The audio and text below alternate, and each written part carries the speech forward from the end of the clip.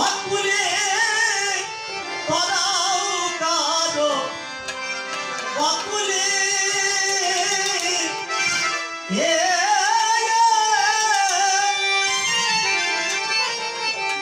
অকুলে করাও কারো কারো বা ডুবাও চলে ও দয়াল কেন তোমার এই এমন খেলা পলে পলে ও দয়াল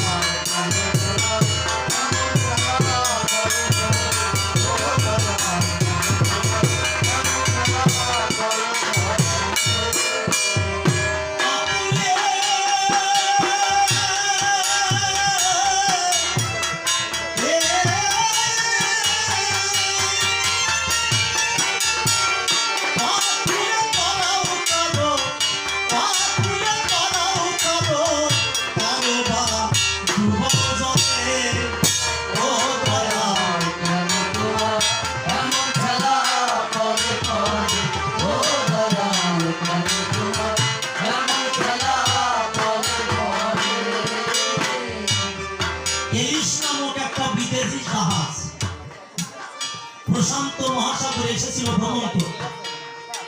হাজার দিনের লোক ছিল, ঝড়ের কবলে পড়ে জাহাজটা তলিয়ে গেল, সব মরে গেছে, একটা লোক বেঁচে গেল। 3 দিন পরে ভারত সরকার শ্রবণ করে যে একটা জাহাজ তলিয়ে গেছে। হেলিকপ্টার সহ উদ্ধারকারী পাঠালো, যাও যদি কেউ বেঁচে থাকে উদ্ধার করো তাকে। ওরা দূরবীন ধরে সাগরের বুকে ঘুরে বেড়াচ্ছে হেলিকপ্টার, দেখে লোকগুলো মরে গেছে, ভুলে ভেসে যাচ্ছে। কাউকে হয়তো কাউর কুমিরে খেয়ে ফেলেছে। ওরা দূরবীন ধরে দেখে মহাসমুদ্রের বুকে যেন একটা কি নড়ছে। দূরবীন ধরে ভালো করে দেখলো যে ওটা মানুষ। আরো লক্ষ্য করে দেখলো যে একটা কাসিমের পিঠে ওই মানুষটা বসা। বিধাতার অলক্ষ্য করুণা, কেউ বা কাসিমের পিঠে বেঁচে থাকতে পারে। কি ছিল ওই জলজ প্রাণী? কাসিমের কি বুদ্ধি ছিল? একটা জলজ প্রাণী হয়ে 3 দিন না খেয়ে একটা মানুষকে পিঠে ধারণ করে বাঁচাইয়ে রেখেছে। আমরা মানুষ 18,000 মাখলুকাতের মধ্যে এই মানুষকে শ্রেষ্ঠত্ব দেওয়া হয়েছে। এই মানুষ মানুষের বুকে ছুরি মেরে তার সম্পদ লুণ্ঠন করে নিজের ছেলেমেয়েকে খাওয়া।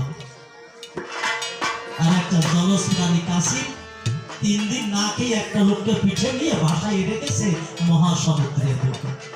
এভাবেও মানুষ বাঁচে। আমি বলি সবার কাছে যদি ভগবানের পরে ভক্তি বিশ্বাস থাকে। ওরা ফেলে হেলিকপ্টার থেকে একটা সিঁড়ি নামায় দিল। লোকটা বুকের সিঁড়িটা চেপে ধরেছে। আস্তে আস্তে ধীরে ধীরে লোকটাকে হেলিকপ্টারে উঠানো হলো। লোকটা বেঁচে গেল, কিন্তু কাসিমটা তলায় নেই। মাথাটা উঁচু করে তাকাইয়ে দেখলো যে লোকটাকে আমি বাঁচাতে পারলাম কিনা।